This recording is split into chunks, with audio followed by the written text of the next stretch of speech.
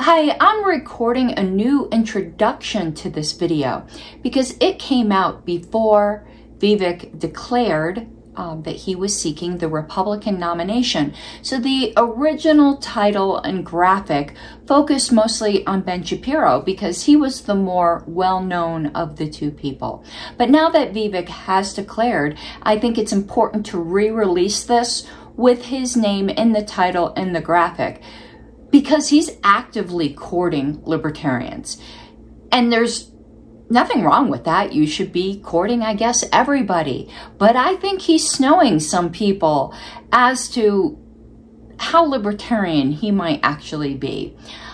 He was at PorcFest, where there's hardcore libertarians. And again, my position at for PorcFest speakers is if someone wants to come and speak to us, let them come. I was a big fan of RFK Jr. being there, and yes, Vivek should be there. But I just get the uncomfortable feeling he's trying to position himself as something he's not. He's not a libertarian. He doesn't understand libertarianism. And some of the comments he makes during here, I think, are deeply troubling to people who are actually libertarians. That doesn't mean he doesn't have liberty positions. It doesn't mean he's not a good guy. I'm just saying he's not a libertarian. And I want that to be clear.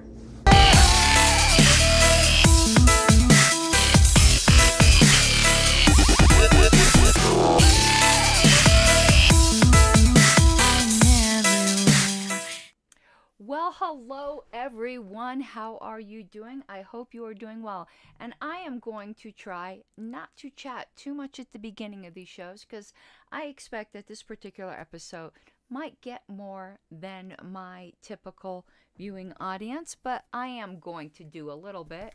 Went out today and did my signs, but let's just move on. I did videos on that on Facebook. If you're interested, I'll probably upload them up to YouTube. Along the bottom is my shameless grifting. If you enjoy this type of content, please consider becoming a patron. Things are rough out there for YouTubers, so that's patreon.com/Pink Flame of Liberty. And of course, all super chats matter. Now, we're just going to get right into the content.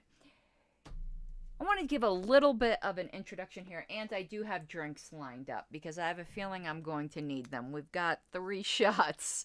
We got 3 shots at 20% alcohol content lined up, so the show might get more interesting as it goes on. But I forgot to bring a notebook because sometimes when I'm watching these videos, I go, oh, I want to mention this, and you know, I'm getting old and I forget. I have yet to watch the entire Ben Shapiro video. I wanted to give you guys it won't be entirely contemporaneous reaction because I have watched some of it. I watched enough of it to know that there's a lot wrong. It would be pretty presumptuous to entitle the video the way I did on how Ben Shapiro is completely wrong about libertarianism if I didn't watch any of it, because how do I know what he's going to say? And I have seen portions of Dave Smith's critique. Also, I also didn't watch the entire Dave Smith critique because I wanted to give my own. And I find Dave and I have a lot of the same criticisms a lot of the time, so it won't surprise me if there's a big overlap, but there might not be a complete overlap. And here's why. Dave is much more socially conservative. I don't mean that as a political ideology. I mean that as a personal preference than I am. I also come from a different school of radical thought than Dave. So we do diverge in some ways, but who knows? We may have a lot of the same opinions. You guys who have watched both shows, you can give me feedback in the comments. I do want to see your points in the comments, which is why I didn't pre-record this. I had considered watching it, taking notes, you know, pulling out clips and doing something a lot more organized, but I decided, nah, I like live streaming. We're going to watch it. I'm going to stop, give my commentary. And of course, I've already forgotten, and I don't mean this by any disrespect, the gentleman that Ben is talking to. You know what? Let me look that up right now, because I like using people's names. I do think it's a sign of respect. So what did Ben call this? I'm just going to look up Ben Shapiro Libertarianism. I don't know why I keep having such a mental block with his guest name. Oh, Vivek Ramaswamy. Let me write that down. We'll just call him Vivek, because that last name is a mouthful for me. Ramaswamy. Is that right? I don't want to mispronounce his name. Okay, but before we even play the video, it is hugely encouraging to me that we're becoming part of the conversation. Some people may go, why, they're misrepresenting us. Why are you happy about this? Here's a fact of political life. Intentionally, unintentionally, due to blinders, due to not understanding, opposing political views always get misrepresented. We libertarians, I'm sure, misrepresent other people, and it's not always intentional. So the critique I'm giving of Ben Shapiro now, I am not trying to imply that he is being purposely deceptive or purposely misrepresenting anyone. When it comes to commentators from the right, I think Ben Shapiro does usually a pretty good job. Now, I'm obviously not from the right, so he doesn't scratch where I itch, but I do think he's one of the better commentators from the right. And I listen to commentators from all spectrums. A lot of times it's for material for the show, but also it's to try to understand where other people are coming from. And I've critiqued Ben before. I think he's gotten a lot of things wrong before. And some people will say he's being deliberately deceptive. I don't think that. I just don't. Sorry if that gets you upset. But we have been getting a lot of attention. So I take that as we're a threat and we're entering the big time. We did not get this much attention from, I don't want to call it mainstream because it's not mainstream, but we can call it the mainstream of the alt stream, if that makes any sense. Of alternative media, we are getting a lot of attention. So let me crack open one of these. Let's prime the pump here.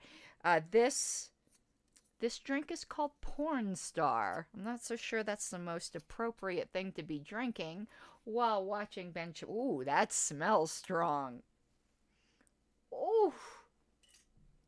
And you notice I got the blue lipstick on to match my blue libertarian shirt and the blue liquor in here.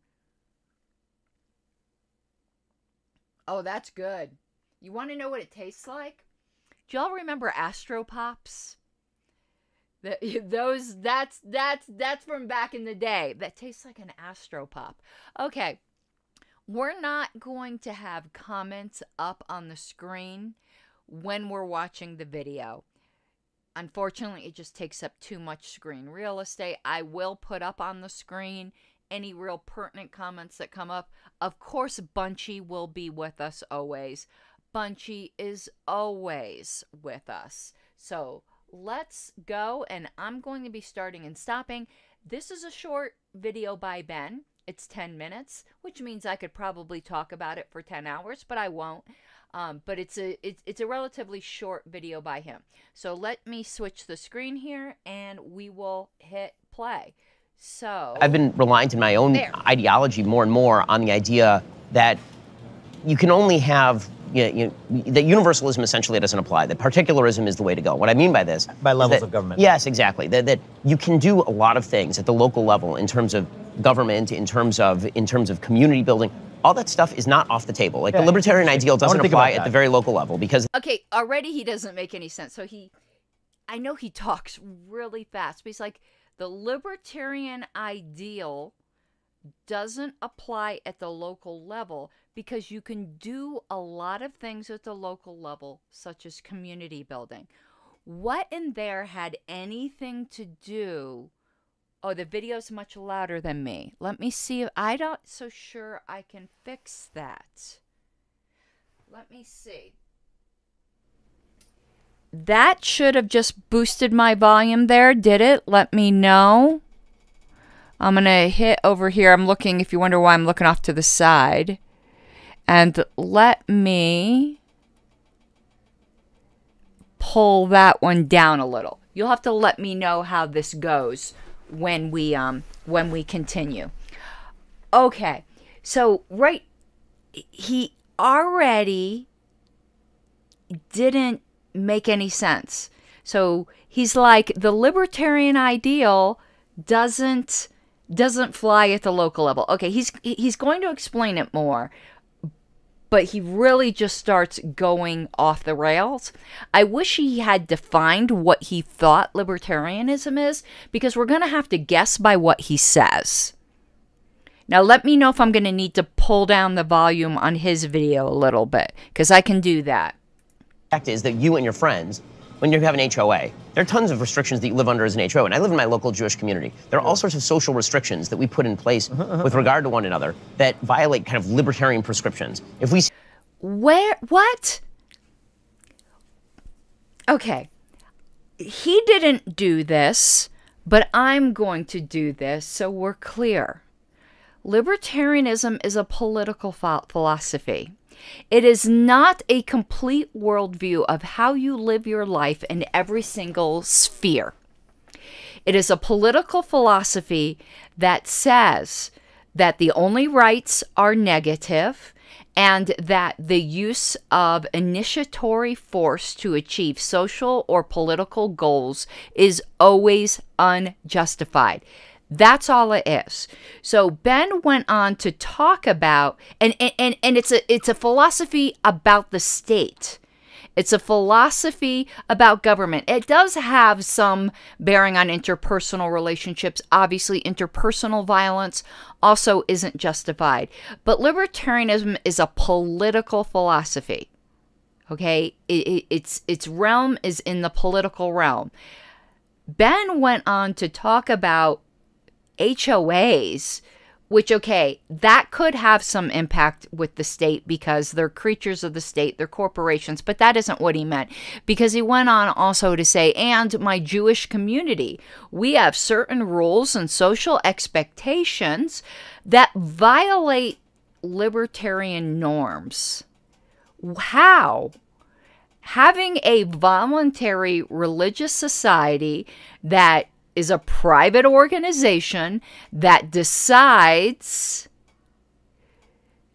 Richard, no, he doesn't. I'm sorry. I'm like, ooh, a bird. I'll put your comment on the screen because his take is very interesting. But unlike the local synagogue thing, there's nothing more libertarian than that. He seems to think that libertarianism means no rules. No, it doesn't mean that. It means you can't force your will on other people who haven't consented to that arrangement. But that also means that someone who's not Jewish or doesn't hold to the form of Judaism that you hold can force their way into your synagogue. The voluntary Jewish community that you just described is actually a perfect example of a libertarian community. He seems to think that social norms and enforcing social conventions through social pressures or saying, no, we don't want you in our synagogue, we don't want you in our private club, is somehow un-libertarian.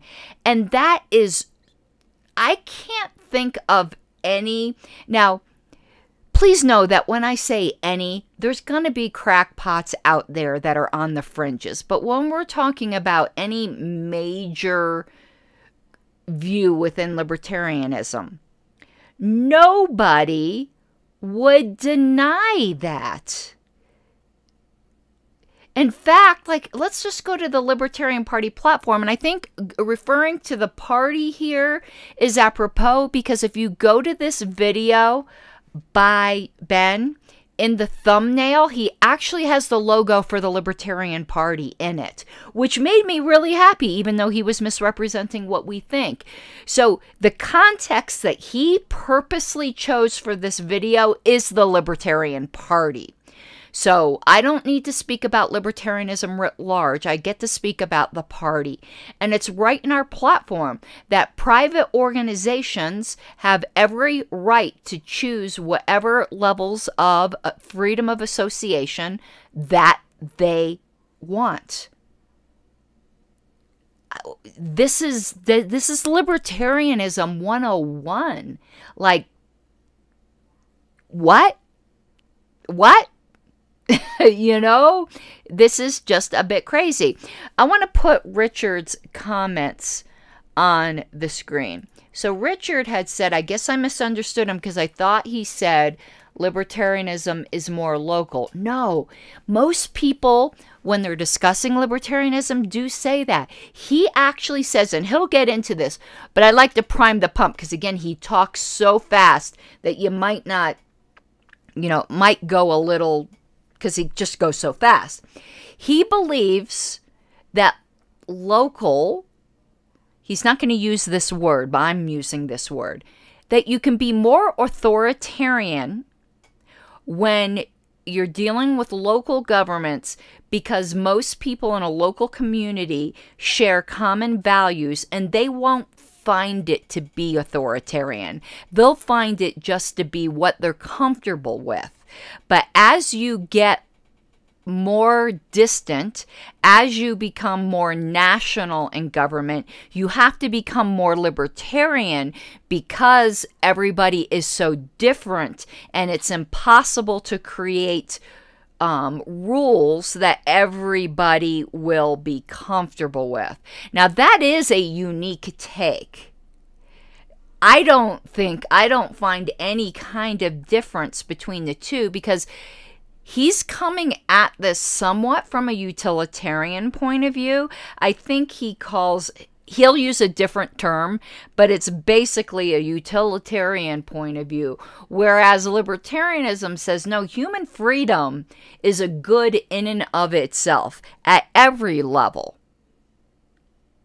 So, let's continue. But he's right off the bat, and it's difficult because he doesn't define his terms, but from what we can gather from what he said, he doesn't understand libertarianism.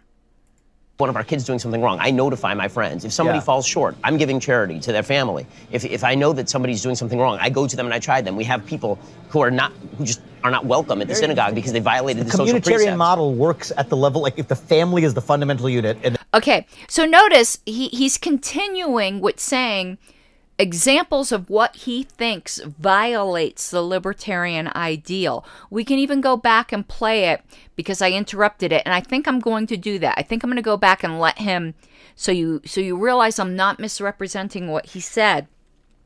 Like, he's claiming that if he sees somebody's kids doing something wrong and he goes and tells their parents, this is somehow violating a libertarian ideal. No, this is like peak libertarianism, that you don't need the state to do this, that the communities will look out for each other. Okay, but, and charity, like voluntary charity, he somehow thought, what? What? But let's go, we're only 50 seconds in. I'm going to go back to the beginning, let him speak for this 50 seconds straight so you can see I didn't misrepresent him, and then we'll pick up back after 50 seconds. I've been reliant in my own ideology more and more on the idea that you can only have that universalism essentially doesn't apply, that particularism is the way to go. What I mean by this... By levels of government. Yes, exactly. That you can do a lot of things at the local level in terms of government, in terms of community building. All that stuff is not off the table. Like, the libertarian ideal doesn't apply at the very local level, because the fact is that you and your friends when you have an HOA. There are tons of restrictions that you live under as an HOA, and I live in my local Jewish community. There are all sorts of social restrictions that we put in place with regard to one another that violate kind of libertarian prescriptions. If we see one of our kids doing something wrong, I notify my friends. If somebody falls short, I'm giving charity to their family. If I know that somebody's doing something wrong, I go to them and I chide them. We have people who just are not welcome at the synagogue because they violated the social precepts. The communitarian model works at the level, like if the family is the fundamental unit. And okay, so that's exactly what we want. You could see I didn't misrepresent him.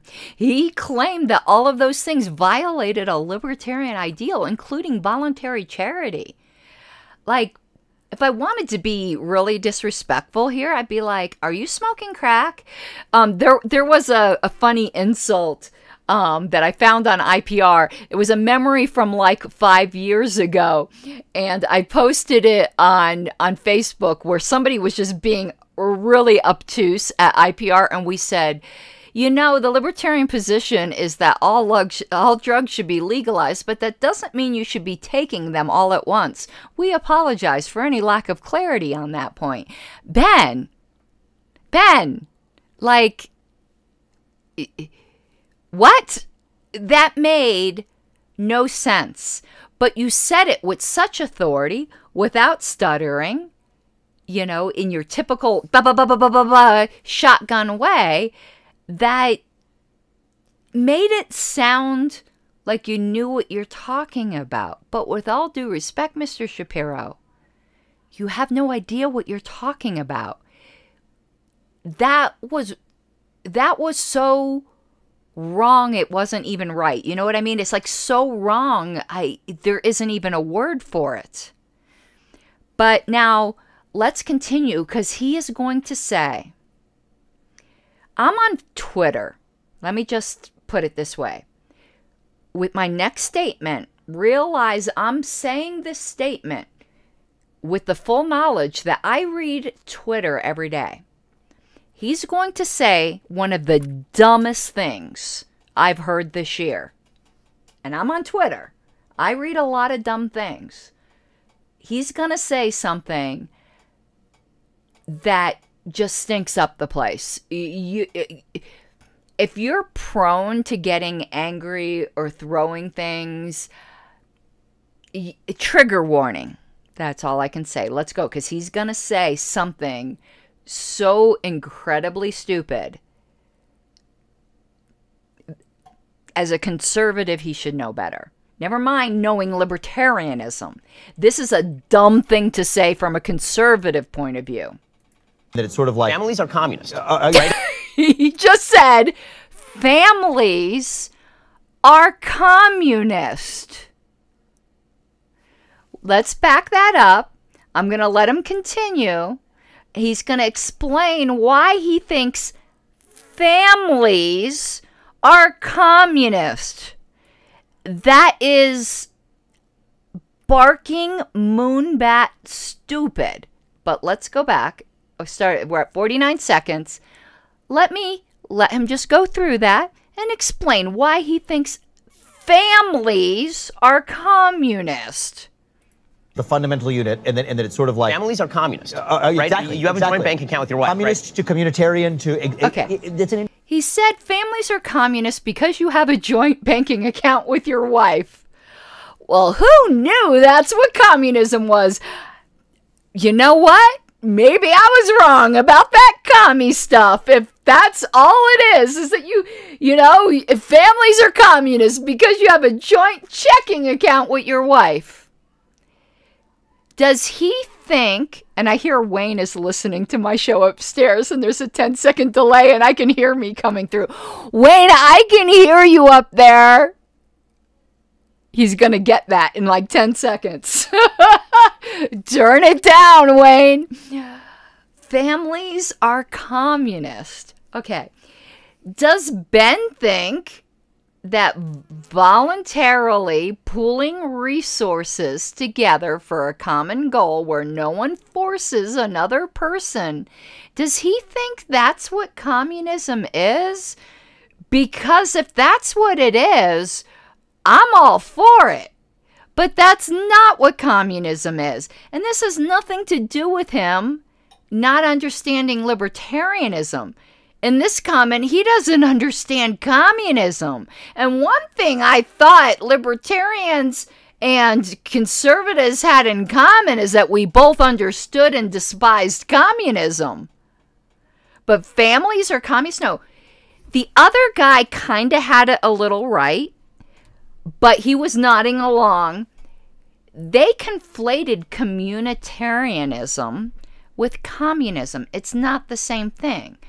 Communitarianism is strictly voluntary. Communism is not. But let's continue. That was mind-blowing. And then as you abstract up, then on a practical level, because there is no brotherhood of man, because Americans hold less... I want to stop again there. Maybe I don't understand Judaism that well. I am a Christian. You know, that's part of the heritage of the Christian faith. We sprung out of Judaism. But I thought part of Judaism was a belief in the brotherhood of man. Am I wrong, or is it different with different branches? I don't know, but I was kind of shocked to hear him say there is no brotherhood of man. In my view of the Bible, we all came, like, whether you believe in a literal Adam and Eve or not, the lesson, at least, of it is that we all sprang from one place, and that things like race and country are artificial, that we are all just humans in the image of God, that the brotherhood of man is like fundamental to the Judeo-Christian tradition, at least as I thought. I will disagree with him. I do believe in the brotherhood of man, but maybe we're just using those terms differently. Maybe I'm just coming at this from too much of a Christian perspective and not understanding it from a Jewish perspective. And then Floridians hold less in common than people who live in my area. You know, that as you abstract up the chain, if you wish to live together in a common polity, you're going to have fewer rules. You can't have as many rules because there's just less for us to agree on. And ironically... Okay. The exact other argument can be made, which most people do make, is that the higher up you go, where people are more disparate, you have to have more rules in order to ensure that tribalism doesn't come to blows. But he kind of flips that on its head.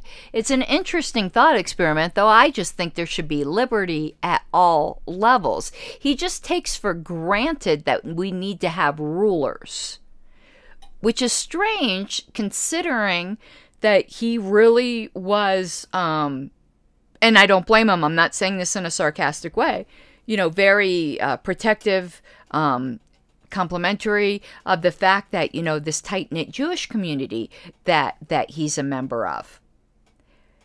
But it's kind of strange that he's like saying the more people are different, the less rules you need because they can't all agree on them. And he's assuming that you all agree on them locally, but if you agree on them, you don't need the state. So I don't think you need this abundance of rules at any level, and never mind need. Because again, he's coming at it without expressly saying so, except for a little bit, from a utilitarian. I'm coming at it from a strictly natural rights-based point of view, otherwise known as deontology. That freedom is good and right in its own right. It doesn't have to produce good results. However, it would, I'm going to give you the radical caucus talking point here, that it would be a very strange reality if doing the right thing consistently led to bad results. I don't think there's a conflict. Of course, there is a philosophical underpinning conflict between a natural rights-based view and a utilitarian view, but I think it all works out in the end that honoring natural rights does work out to bring the most good to the most people. What's happened is that we've actually reversed it. So what's happened is that we've gotten very libertarian about sort of our local communities and very national. What local communities do you live in?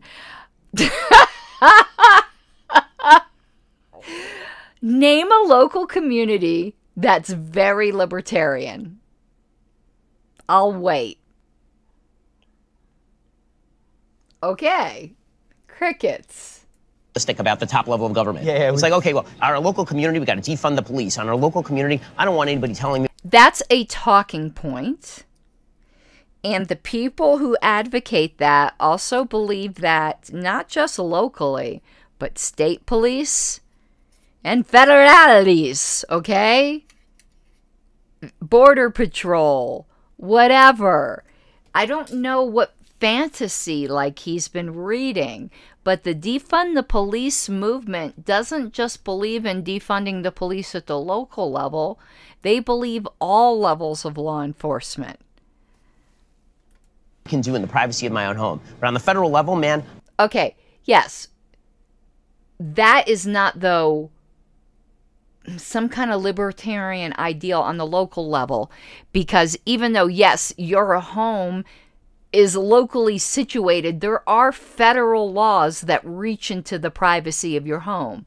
Marijuana is still federally scheduled as a Schedule I drug. So that doesn't follow. I want the federal government subsidizing every single thing I do, regulating every single thing that I do in my house. Well, that's the area where we disagree on everything. So why are we granting extraordinary powers to a government that's distant from us and governs 330 million people? So here's what I love about that. Wait, I think that came out wrong. I think he meant what he loved about what Ben was saying, not loved about a federal government controlling every aspect of our life. This is a new idea. It's also a bit of a different take on liberty. It's an affirmative vision, though, and I love it. So is that the one? It's an affirmative. What does that even mean? I find these political talking heads, they use these buzzwords. What does it mean? It's an affirmative vision. What do you mean? It's the way I'm taking it. You could say that to a leftist. That's an affirmative vision. You could say that to anybody who just put forth their case and why they think it would work. Man, that's an affirmative vision, man. Like, what? I'm like 100% behind it. I don't know. Yeah. I need to process that. There's a lot there. I mean, I think that what that comes down to also is a fundamental difference in how conservatives think about liberty. So conservatives tend— Okay, we're going to stop right there. I should have brought an article down with me. Well, one thing about that dude, Offer Nave says he finds that dude kind of douchey. I don't know him, but I'm noticing he's got the Charlie Kirk forehead going on there. What is it with conservatives with like the million-mile-high foreheads? Is it just me? Like, am I just like zoned in on foreheads? Ben doesn't have that, but the other dude does. I'm just getting Charlie Kirk vibes.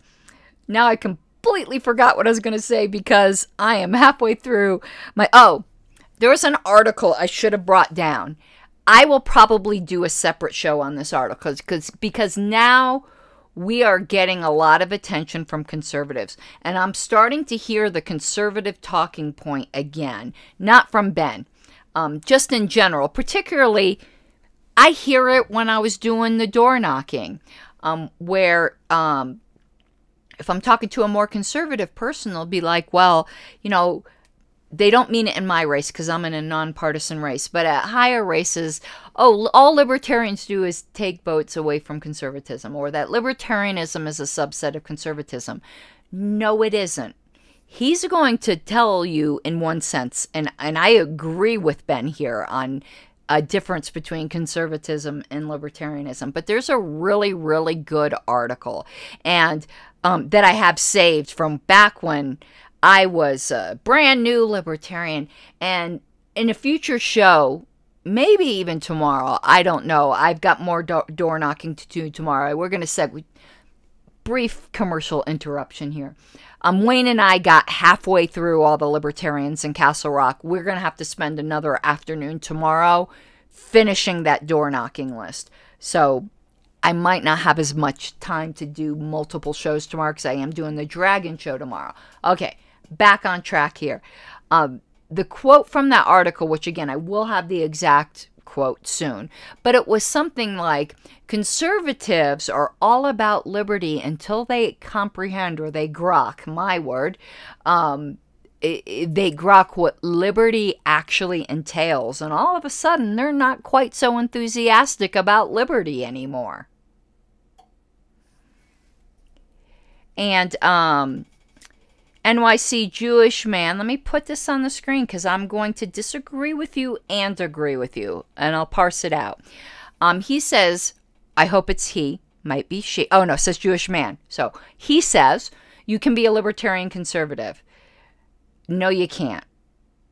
No, you can't. The two philosophies are not the same.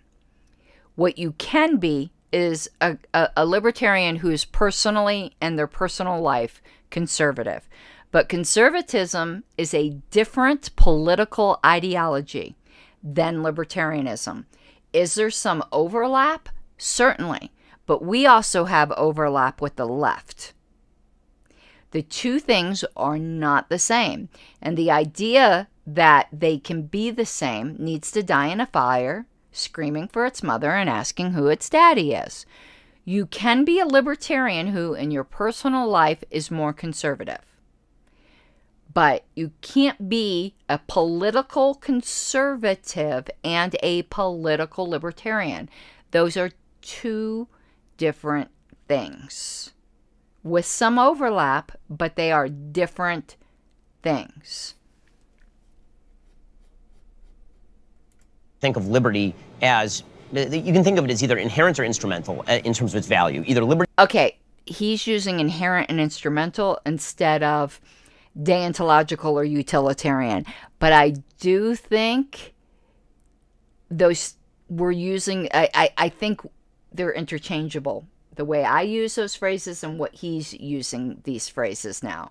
We'll let him continue, but he's gonna argue for instrumental liberty rather than inherent liberty from what I remember, where libertarians believe in inherent liberty. It's good for its own sake, of course, or it's good in order to achieve something, debate, yep. Right? It's good for its own sake. I think that for too long, a lot of conservatives have fallen into the classical liberal argument that liberty, in and of itself, is an ideal. And see, that's it. Libertarians believe that that liberty, in and of itself, is a good. It's just inherently good because violence, initiatory violence, is inherently bad, and that there are no rights other than negative rights. And I think Ben, if you asked him directly, he would say he believed only in negative rights, but I don't believe that. the reality is that conservatism doesn't argue that. It argues that liberty within certain boundaries, right, ordered liberty, is a good thing. A little bit, just enough liberty. Liberty that controlled liberty. That makes no sense. There's no such thing as controlled liberty. I'll give the expression. I need to make this on a t-shirt. Liberty is not a tame lion. So how do you order that liberty? You order it more on the local level. Yeah. As you abstract up, you're going to have to allow for the possibility of more liberty because people in San Francisco don't live like people living in Alabama. But the very core idea of how conservatives argue has been predicated on the wrong thing. They've been Okay, if you think conservatives have been arguing for liberty, Ben, please give me what you're smoking, because that's some powerful stuff, dude. It's better than what I'm drinking. I don't think I could drink enough to utter the statement that conservatives have been arguing that liberty is a good in and of itself. Second shot. I've got the third one lined up. We're only, though, 2 minutes in. I will not have another drink till we're at least 5 minutes in. Instead of balancing liberty within particular roles and communities, instead you got to box in that liberty, you know? You can't let that liberty have liberty. You can't let that liberty have freedom.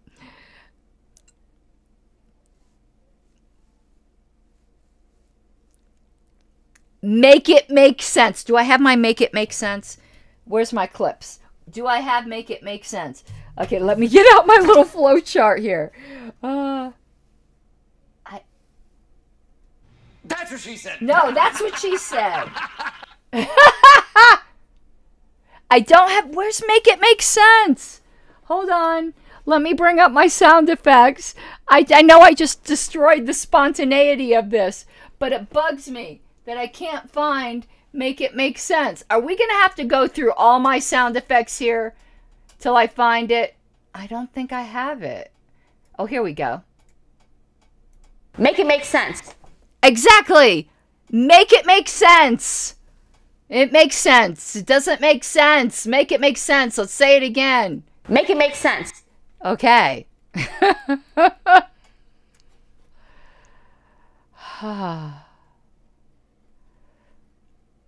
Arguing liberty is its own inherent good. And so what the left has done is they've taken that and they've turned it in on itself. Right? Liberty we were discussing another context. So everything I have said so far, I am high conviction in. I'm now going to say some things that I'm going to tell you. My level of conviction in the things I'm about to say goes down, but I think this is a conversation we need to be having to move the ball forward in the movement. Okay, so my concern, so what I love about that is actually a coherent affirmative vision. It also, another thing I love about it, actually, before I get to my concern about it, another thing I love about it is, another reason I don't call myself a libertarian anymore, which is a totally different reason. And you did it one time, you haven't shown any understanding of what libertarianism is. So allegedly you may have called yourself that, but you never were by the words of your own mouth because you don't understand it. I know this is an expression I use. I know it's kind of dark now and insensitive, but I have no filter. I could call myself the Queen of England. It doesn't make me her, particularly since I'm still alive. Than the failures of the individual standard bearers of the movement, which is what I discussed before, is that libertarianism has nothing to say. Wait, stop. First of all, ideologies don't say anything. So let's just translate that to libertarians have nothing to say. Just stop. Have you ever met a libertarian? Because there's a lot of things you can say about us. But saying that we have nothing to say about anything is not something keeping our mouth shut is not one of the things that libertarians are known for. We probably should have nothing to say on some things, but we have an awful lot to say. So, right there, dude, but let's let him continue because it gets even more ludicrous. And it gets even more... Yeah, Bunchy, I feel your pain. So let's hear about libertarianism has nothing to say. About what it is we do in that world that's... Wait, go back. What the hell happened to his head? Was he was like having a Hillary convulsion looking at fireworks. Let's go back. Another reason I don't call myself a libertarian anymore, which is a totally different reason than the failures of the individual standard bearers of the movement, which is what I discussed before, is that libertarianism has nothing to say about what it is we do in that... What was that bobblehead? Was he having a convulsion? Oh, I wish I could slow speed that. Okay, let him finish his sentence. It's almost as dumb as families are communist. World that's unshackled from government restraint. Great, right. Let's do a snap. Libertarians have nothing to say about what we do when we're You do? What? Libertarians have plenty to say. This guy can't envision a world unshackled from government, and he needs me to tell him what he should do. Doesn't he see the problem isn't what libertarians have to say or not? It's that you're asking another person, what do I do with my liberty? What do you want to do with your liberty? What? And libertarians have plenty to say, because there are libertarians who are much more socially conservative. And they'll say, we need to rebuild the family, we need to do this, we need to do that. There are libertarians more like myself that are very much deconstructionists. And I say, well, you know, we can do this, we can do that. The fact is, as long as you're not committing aggression against the negative rights of other people, that's what you do. And you find other people of like mind, and you will naturally congregate in communities, like Ben's example earlier of the very conservative Jewish community that he's a part of. That's what you do. Libertarians say this all the time. And I want to answer New York Jewish man's comment here from Twitch. No, I didn't just prove that. I proved that you didn't understand what I said. So I'll repeat it. I think you really are going to need to rewind the show and listen to it again. First of all, because I did define libertarianism at the beginning, but you might not have been here. I said you can be a conservative socially in your personal life that has nothing to do with the government. But when you start dealing with the government, that's a political philosophy. As a political philosophy, not a personal one, libertarianism and conservatism are completely different things. These words are not monolithic. They refer to different areas of life. I am referring to political libertarianism. Well, if it makes no sense, then perhaps this isn't the show for you, and I wish you well, because you've basically just been insulting me in comments. I've been trying to engage with you. I'm not going to any further. Okay, let's continue. When we got there. Right. Okay, what do we do as human beings now? Right. That's right. Maybe the Torah has something to say about that. Maybe the Bhagavad Gita has something to say about that. Okay, maybe the Bible has something to say about that. Okay, yes. And you guys would have different points of view on that as conservatives. Does that mean conservatives have nothing to say? Or does it mean that you will follow your own traditions or your own beliefs as long as they are consistent within your worldview? Because what the Bhagavad Gita has to say is not the same thing that the Torah would have to say, yet both of you agree that you can both be conservatives, with someone being a Hindu and someone being an Orthodox Jew. It's no different in libertarianism. Once you are free from the shackles of the state, if you want to be, I can't say I know a lot about Hinduism, so I'm probably going to say something completely ignorant here, but I assume there's probably personally liberal Hindus and personally conservative Hindus. Maybe those terms make no sense in Hinduism. I confess complete ignorance there. They certainly do with Christianity. They certainly do with Judaism. They even certainly do in Islam. Those things, you just follow what it is that is your personal beliefs. All libertarians say is as long as you are not injuring anyone else's negative rights.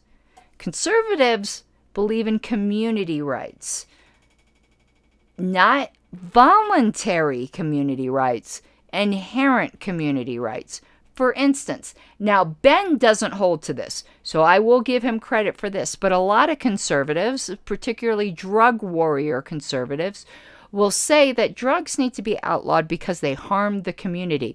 There's no such thing. There is only individuals and individuals that may voluntarily band together, but no group of people has any more rights to anything than any one of its individual members. And you don't have a right to not have people act in a way that you don't like. You do have a right to keep them out of your particular private club and things like that.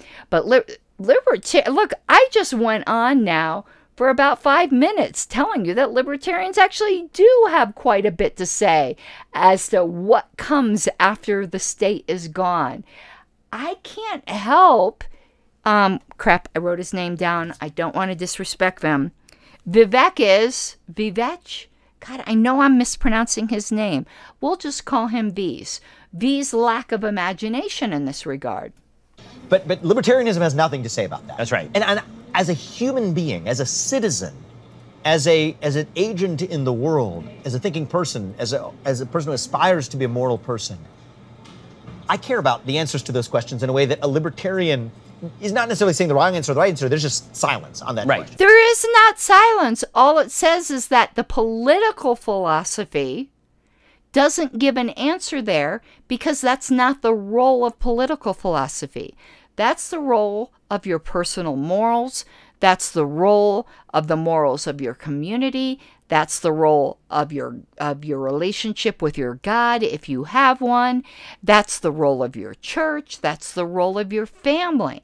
I just said a whole lot about it. What you want is some kind of dictate from on high. No, libertarians will not give you a dictate from on high. Their dictate from on high is be free. Just don't harm anybody's negative rights. And so the idea of what you might call virtue, okay? Right. That becomes pretty important for the full scope of the way a human being is to live his life. Are you suggesting that libertarians have nothing to say about virtue? Hold on, I need to look up this term. There's an entire school of thought that I might actually align with even more than deontology, but I haven't studied enough.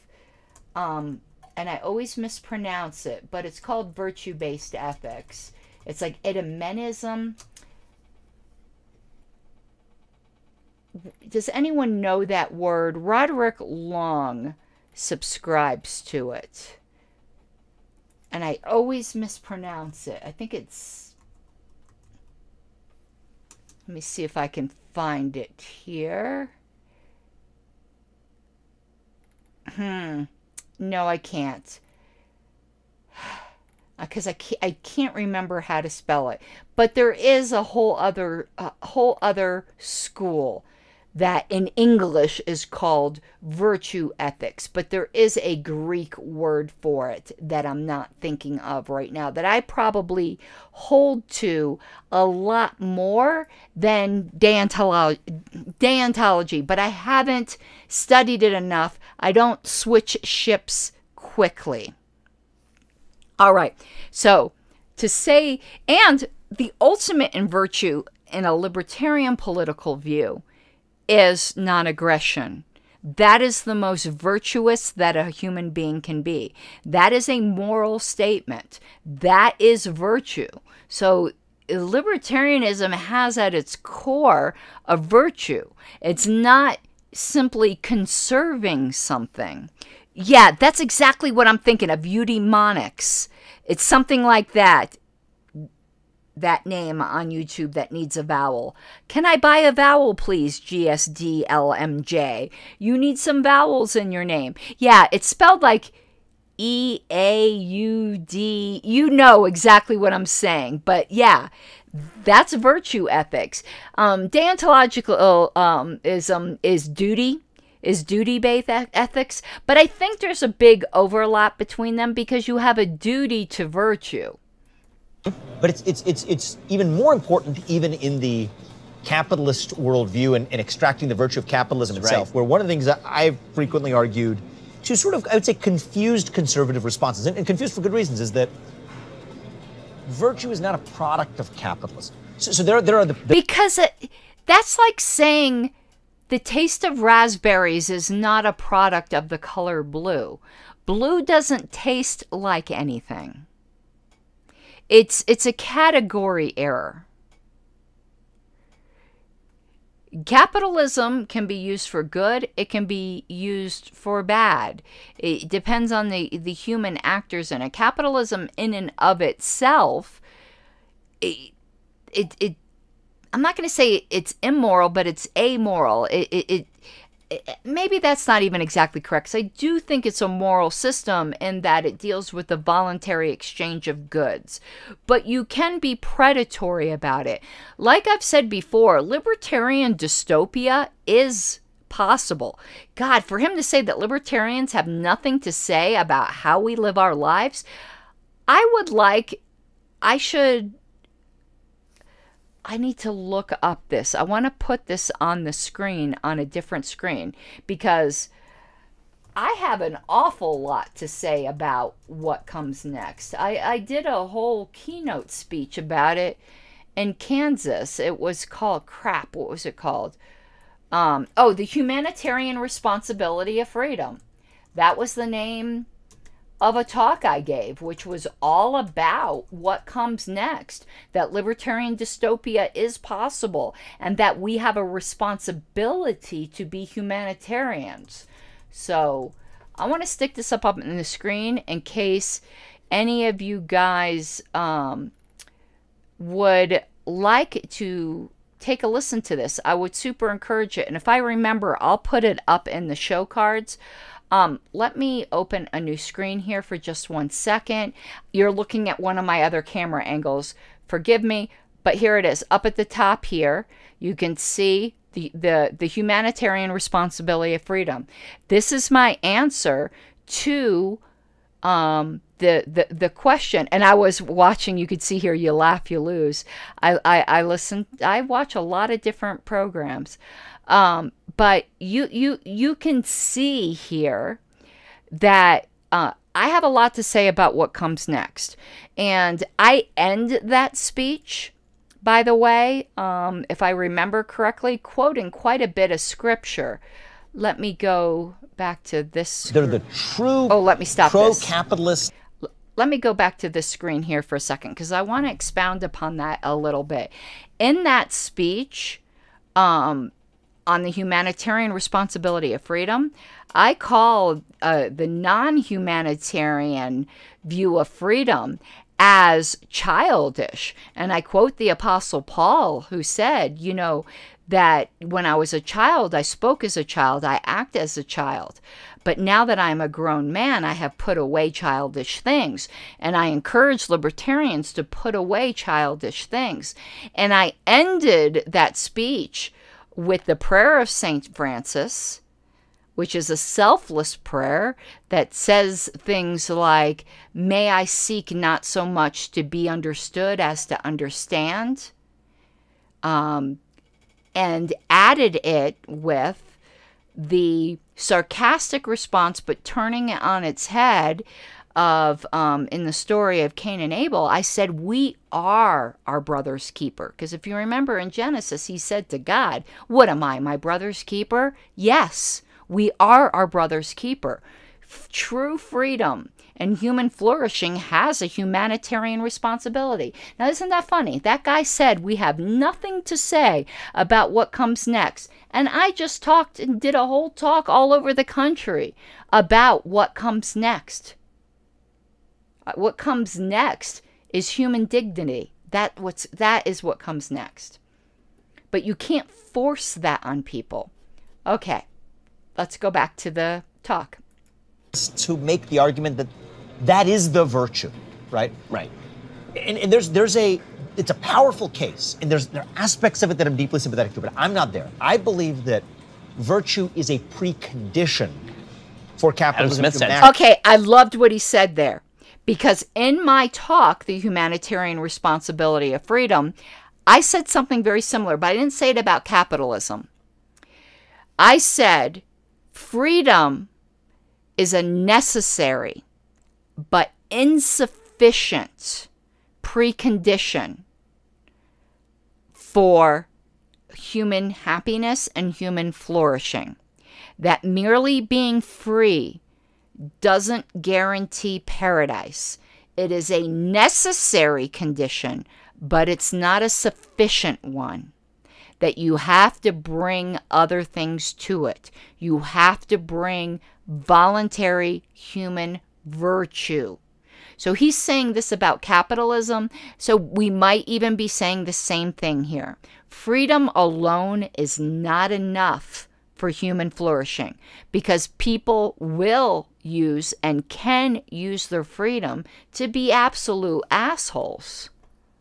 Adam Smith absolutely said so. And people forget that about Adam Yeah, Smith. theory of moral sentiments comes before Wealth of Nations. Before Wealth of Nations. Yeah. And not just in temporal sequence, but in primary thought. Yeah, primary that's right. thought. What he's trying to say is in logical priority. I'm bringing in now my Christianity to it, where you talk about the Trinity, which confuses a lot of non-Christian because there's a logical priority in the Godhead rather than a temporal priority. But I understand exactly what he's saying here.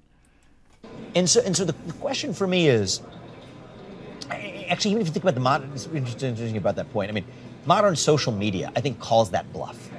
What modern social media, the algorithmized version of it, manages to do is to take those human insecurities and to pick at them so repetitively and so artfully with algorithmic force behind it that it is able to take advantage of psychic. Okay, we're going to stop 1 second because we're now past the 5-minute mark, so I can open my last little drink here. I don't have enough to drink for this episode, that is for certain. But I think I have not listened this far. We are now in territory. Now that I'm listening back to it, I listened up to about the 5-minute mark, and we are past that at this point. But I think what he's about to bring up is though I wouldn't call social media purely a capitalistic phenomena, but I actually don't think we have any purely capitalistic phenomena in this country. The government has its stinky little fingers in everything. We live under crony capitalism, not laissez-faire capitalism, which is what libertarianism advocates. We do not advocate corporatism, and in fact, I'm pretty well known in saying that I don't think corporations are even remotely libertarian. I am completely opposed to the idea of corporations. But in whatever passes for capitalism in today's society, social media, in the way social media companies do capitalize on insecurities, like he is going to say, I do think that's an example of virtue being sucked out of something. But let's let him continue. I have a feeling I'm not going to have as much to comment here because I think they're getting past the libertarian part, but we'll see. Securities that exist in the real world but are able to be amplified in the digital world, that give us a window into your soul to know more about you than you know about yourself, as a vehicle to sell you lots of stuff. And we have multi-trillion-dollar industries built on the back of that principle. I am going to stop for a second because I think there's also an opportunity for virtue here, though. While these algorithms and these companies could be trying to exploit all our insecurities, I do think humans are more noble than that, and it's actually an opportunity to rise above it and reject it. It's almost like I said, what happened to me last year, where I was at a crossroads where I could have fallen apart or I could have become stronger. And I do think it's a choice. I do think it's a choice of the will to choose one path over the other. And I do think we can choose the nobler path in the face of this great temptation, in the face of the serpent in the garden. So when people say things like, and Republicans are kind of confused about this issue at times too, but we'll say things like, well, Facebook knew that teen girls were suffering worse body image insecurity issues as a consequence of using Instagram or whatever, and anger management issues on their platform, and they didn't do something about it. I think that we actually risk falling into the same trap of the other side, where, to me, I don't want it to be a capitalist's job or Facebook's job to manage female body. I agree with him. I think this is an opportunity for the individual humans to listen to the angel of their better selves. We all do have a devil on one shoulder and an angel on the other. I got him in an unfortunate pause there. We can all do that, so I'm not trying to make fun of him. But yeah, no, that's not the capitalist job. That's the community's job. That's the church's job. That's the family's job. God, for libertarians having nothing to say about all of this, I've had an awful lot to say. Insecurity issues, that's the role of the family or religion or whatever. Oh my God, I didn't listen to this before. That exist outside of the capitalist sphere of our lives. You know, I mean, a crude definition of virtue is, I mean, look, I think capitalism, I often say, delivers on its promise for a society most completely when our wants actually match our needs. Okay. I did hear Dave deal with this point. That's a soundbite that means absolutely nothing in the first world. I will repeat what Dave said on this point. Our needs are quite primal. Food, shelter, and clothing. In the first world, we have gone so beyond meeting our needs. Our needs are met 1,000,000 times over. So you sound, you're virtue signaling here, dude. You are trying to sound righteous. But the fact is, our needs are long since met. You don't need to be on YouTube. You don't need to be having a discussion with a famous personality like Ben Shapiro. You don't need to have a computer. You don't need to have a closet full of clothing, which I'm sure you have. There's a lot of things I could just look at you right now and go, your needs are long since met. Don't give me that. Capitalism is at its best where our wants don't exceed our needs. Our needs are animal, basic, and primal. And to the extent that our wants diverge from our needs, that can probably explain most of what you would complain about when it comes to the promise of modern American capitalism. And that delta, that daylight, might be a crude proxy for this word we call No, that's virtue. right. That's right. I mean, Right? I think that the capitalism, the one virtue that it creates is through repeat iterations of honesty. Because if you jack somebody, then they're not going to do Yeah, that's true. It cultivates a lot of virtues. It cultivates, I mean, so responsibility, it thrift, cultivates a lot of forethought. individual lowercase v virtues. But I think of an uppercase v virtue, the cultivation of a human, of a soul. Yeah. Okay, this guy's trying to be Jordan Peterson and failing. This guy is Jordan Peterson, is when you order Jordan Peterson from Wish. Right. That's exactly that pre-exists. No, capitalism is good at the things that it's good at, and this is why I've never been a fan of these sort of two cheers for capitalism mentality. Only because I think that you're asking of capitalism something that it never said it was going to deliver. Whoa, you get that about capitalism, but you don't get that about libertarianism. Libertarianism is a political philosophy. It's not going to tell you what to do with your freedom, other than don't commit aggression against other people. But then you whine and moan that we don't tell you more than that. But that's asking of it something it never said it was going to deliver. Just like capitalism. Said it was going to deliver. When you ask that, bad things actually, all kinds of unexpected bad things happen. So we're there. So now the issue that I have, and I just want to think through this stuff, but the issue that I have with your sort of worldview of communist family, communitarian community, onward up with state. The family is not communist. It's an elegant view. It's an alluring view. There's a lot to like about it, but I think that there's something unique to the level of identity of being a citizen of a nation. Oh, God. That is... Hold on. I'm triggered. Okay. We are starting now to really get into the difference between libertarians and conservatives. If you're... I'm going to define nation very loosely here. Do you mean of a tribe? And I don't mean tribe in the negative sense. I mean tribe as in a voluntary community of people. Yes, there is something very enriching to the human spirit about that. But if you just mean because you happen to pop out of a vagina at a certain latitude and longitude that you're the citizen of a nation that you had no choice in, no, right there, we're seeing the difference. Now, you can love your country and you can love your countrymen without being like fetishizing this. Well, I'm an American because you know, I popped out of my mom on American soil.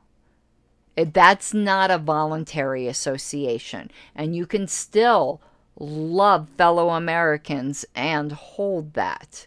In fact, it's perfectly natural to love your countrymen and hate your country. Apart and beyond the identity that comes from being a member of a citizen of, or a constituent in a state. So I liked where you were in the local community level, but I think one...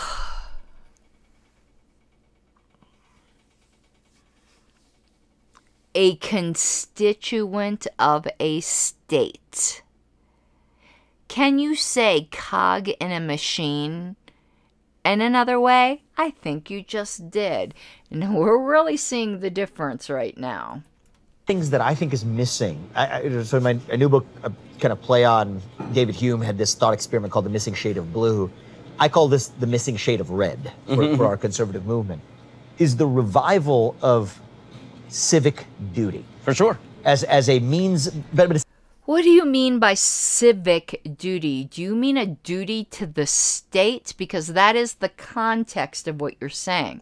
If you mean civic duty as a duty to humanity, or a duty to your neighbor, or a duty to your family, or a duty to your community, that is entirely different.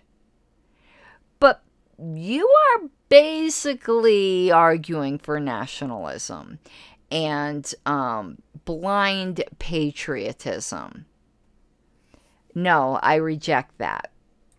Duty that I think has to apply at its most powerful level at the level of the nation, not just at the level of the community, but the level of the nation. I think this is one of the questions about kind of where we're going as a country. Meaning, I think it was easier to make the case at the level of the nation when you didn't have 330 million people with a wide variety of perspectives on what the nation actually constitutes. And evolutionarily wise, I'm sorry for no one here, if not, I'm sure it's not no one.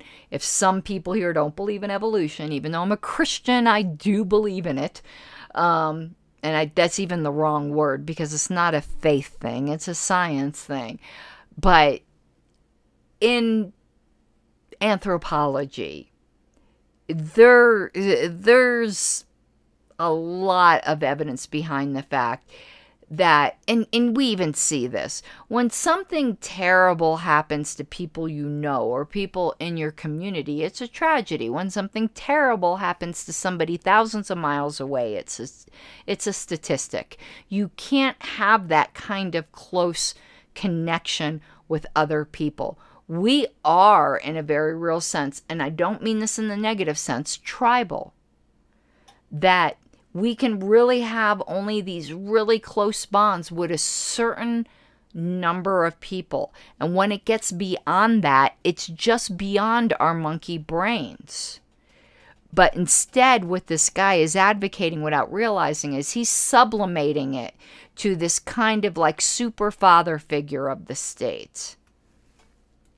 When there was an actual creed, for example. That's right. Then, No, but isn't that a case? Is that not a case for reviving that creed? no, for sure. But I think that the question is going to be if we can't. You're seeing the difference right? If now. this goes back to what time it is. If there's half the nation that fundamentally believes that creed is mistaken, which I think is probably the case, right? I mean, if more you than believe 30%. Right. If you believe the Christopher Caldwell argument that basically the second Constitution is at war with the first Constitution, and many, many Americans believe in the second Constitution and actually don't like the first Constitution, then you have to start looking at the United States more in terms of, is it like the EU? Are we really actually a bunch of separate nations that are under the auspices of a broader federal? I mean, that's how we sort of started, right? It makes me.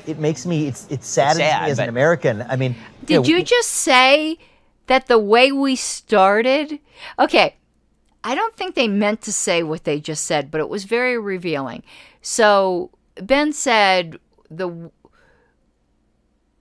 we're kind of like a bunch of nations under some kind of overarching federal government, and then said that's kind of the way we started, which that is what the federalistic system allegedly is.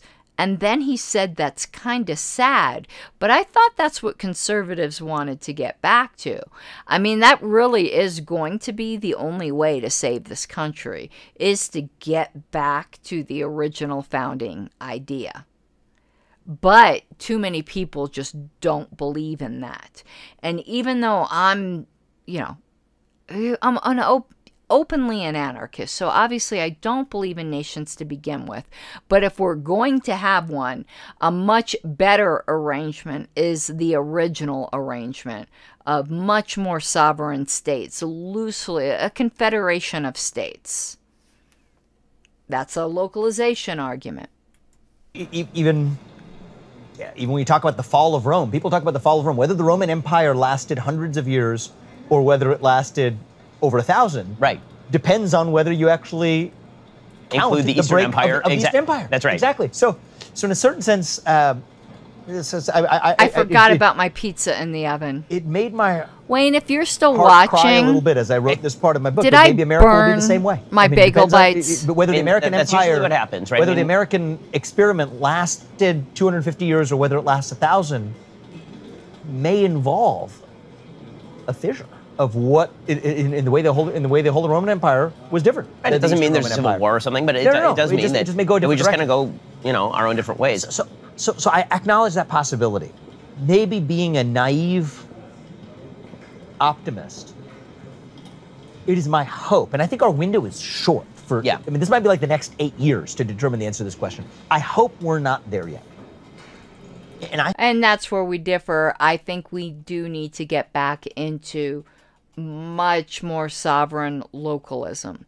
I mean, obviously, that's not my preferred system, but in dealing with the options that are on the table, it's a better one. I think that there's an opportunity to still revive a common creed. Okay, well, the second half of the show, let me go back to my main screen here. So the second half of the show didn't deal so much with libertarianism, but though it did highlight some really fundamental difference in proving my point that libertarianism is not conservatism. It was really the first 5 minutes that betrayed a fundamental misunderstanding of libertarianism. Now, do I think if those two properly understood libertarianism, they would be libertarians? No. I think the second half of the show proved that they fundamentally have conservative views. But I really do wish they wouldn't straw man libertarianism. Ben Shapiro has demonstrated no understanding of libertarianism as a coherent whole, even though he does bring up some libertarian doctrines a lot. Like he has said before, I'm not sure if he has said it for all drugs, but he's said before that he's very much in favor of legalization of at least a lot of drugs, that the drug war has been a failure. Well, that's a very libertarian idea.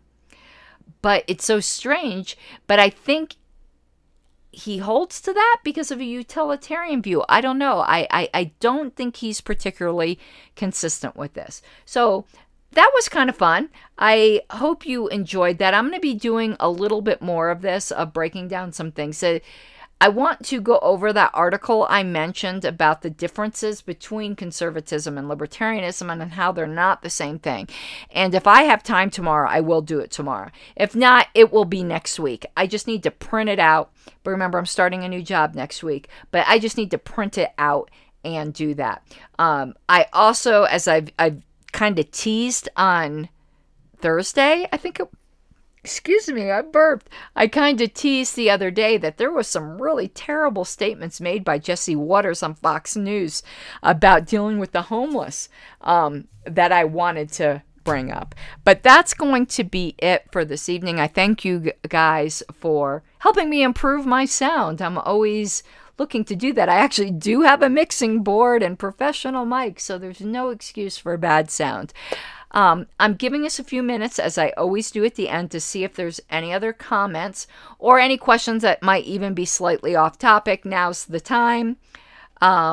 Otherwise, we will get going. I've got more campaign work to do. I've got to send over to the LPCO. I already sent them the list of the unaffiliated in my district, but we're working on some walking lists. They're trying to get me volunteers. If any of you listening happen to be in Castle Rock and you would like to, or in Douglas County, Colorado, and would like to volunteer for my campaign, I definitely need the help. It was me and Wayne out there today, door knocking. All right, y'all, I don't think there's anything else, and thank you so much. Doc Sexy. And I'll see you tomorrow, at least for the Dragon Show, even if I can't do the conservatism versus libertarianism. We definitely will be doing House of the Dragon tomorrow, as I do each week. All right, guys, have an awesome night, and I'll talk to you soon. Bye-bye.